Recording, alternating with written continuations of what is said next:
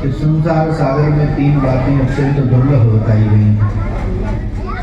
सबसे दुर्लभ है मनुष्य बनना। यह मनुष्य योनि भूम योनि नहीं है, भगवान की प्राप्ति की योनि है। और यह हमको हमारे कर्मों से नहीं मिली है, भगवान की कृपा से यह शरीर हमें आपको मिला है। कबहू तो करी करुणा नरदेही देत ईश बिन भेद स्नेही।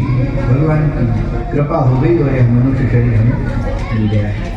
ये मनुष्य शरीर कैसे मिला है, ऐसे आप अनुभव करिए जैसे किसी बच्चे ने गलती की और उसके पिताजी ने देख लिया और डांट लगाई और दंड दिया कि 100 बार उठक बैठक करो। अब पिताजी के डर से बच्चा शुरू हो गया, 10-15 बार उठक बैठक किया, 20-25 बार किया, गाल लाल हो गए, आंखों से अश्रुधारा बहने लगी, लंबी लंबी श्वास आने लगी। सो पिताजी की दृष्टि पड़ गई और उन्होंने सोचा बेटा तो मेरा ही है, दया लग गई और उसको हृदय से लगाया और कहा जाओ 70 बार से तुमको बचा ले रहे हैं, अपने दंड विधान था, अपने ही बचा ले रहे हैं, दोबारा गलती मत करना। तो स्वयं के दंड विधान से बचा लिया। वैसे ही हमसे आपसे गलती हुई और 84 लाख योनियों में उठक बैठक करने का दंड विधान हुआ और 10-15 बार सूकर कुकर बने, नाना योनियों में भ्रमण किए, परमात्मा की दृष्टि पड़ गई, कहा डांट लगाई, कहा जाओ दोबारा गलती मत करना, मनुष्य बना रहे, भगवान का भजन करना।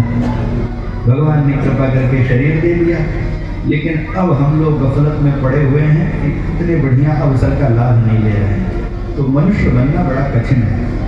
कदाचित कोई मनुष्य बन भी जाए भगवान की कृपा से तो दूसरा वाला और कठिन है, मनुष्यत्व मुमुक्षुत्व, मुक्त होने की इच्छा। मुक्त होने की इच्छा कि मैं मुक्त हो जाऊं, दोबारा संसार सागर में ना आना पड़े, ऐसी सदिच्छा बिरलों में होती है महाराज। अच्छा एक बात बताइए, बंधन में सुविधाएं अच्छी लगती हैं? लाख सुविधा हो और बंधन हो और कोई सुविधा ना हो, स्वतंत्रता हो तो अच्छा लगता है। बंधन से मुक्ति के लिए किसके मन में सदिच्छा दिखती है कि मैं मुक्त हो जाऊं, या शरीर मनुष्य शरीर मिल गया है वैसा कुछ करें कि दोबारा जन्म न लेना पड़े, भगवान के आई जन्म मरण के चक्कर से मुक्त हो जाए, ऐसी भावना का आविर्भाव होता है। भगवान से भी हम मुक्ति की बात तो कहते नहीं, हम तो बंधन की बात मानते हैं जिससे हम बंध जाए संसार वाले। एक राष्ट्रपति किसी जेल में गए और जा करके उन्होंने कैदियों से संवाद किया। तो कैदियों से पूछा कोई कमी हो तो बताओ। तो कई कैदी ने कहा राष्ट्रपति महोदय अब ठंडियों के दिन आ गए हैं, थोड़ा कंबल मिल जाता तो और अच्छा था। राष्ट्रपति को उन्होंने अनुमोदित कर दिया, जाओ इसको कंबल दिया जाए। और तुम बताओ दूसरे से मिले, दूसरे बैरक में गए, तुम्हें क्या चाहिए? बोले रात बड़ी होगी, थोड़ा 2 रोटी और बढ़वा दी जाए हमारी डाइट। राष्ट्रपति ने अनुमोदन कर दिया। और तुम बताओ, बोले हम तो कुछ दवाइयाँ मिल जाए। और किसी से मिले, दूसरे और अन्य कैदियों से मिले तो उसने कहा मुझे थोड़ी साहित्यिक व्यवस्था हो जाए, मैं साहित्यिक व्यक्ति हूँ, कुछ पढ़ूँ लिखूँ, समय कैसे कटे, अखबार मिल जाए।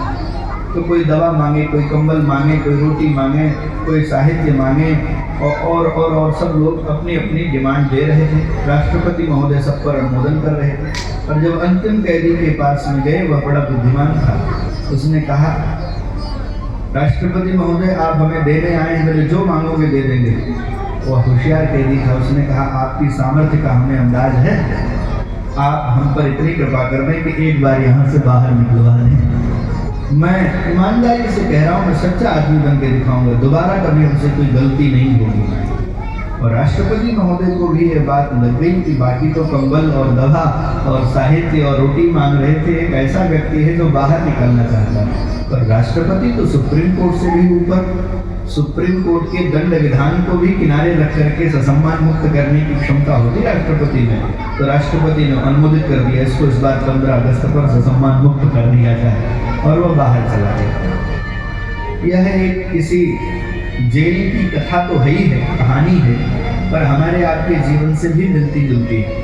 वह भगवान ही वह राष्ट्रपति हैं और हम सब जीव कैदी हैं जो संसार सागर में कैदी बने हैं। और हमारे आप जैसे भी सामान्य कैदियों की तरह कोई भगवान से रोटी मांग रहा है, कोई कंबल मांग रहा है, कोई पद मांग रहा है, कोई प्रतिष्ठा मांग रहा है, पर हमारे बीच में कोई ऐसा है जो कहता है परमात्मा ये पदार्थ नहीं चाहिए, एक बार इस संसार सागर से मुक्त करो अब दोबारा ये जंजाल में फंसना ही नहीं है।